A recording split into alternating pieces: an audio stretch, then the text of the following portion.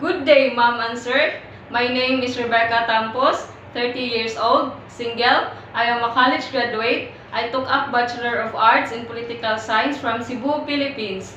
I work as a domestic helper here in the Philippines. I serve 3 members of the family, 2 adults and 1 children, and also 2 dogs.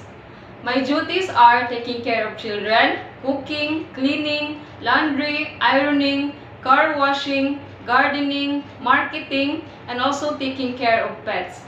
I want to work in Hong Kong because of good country, nice people, and I want to earn high salary to support my family here in the Philippines. Ma'am, sir, please choose me as your helper.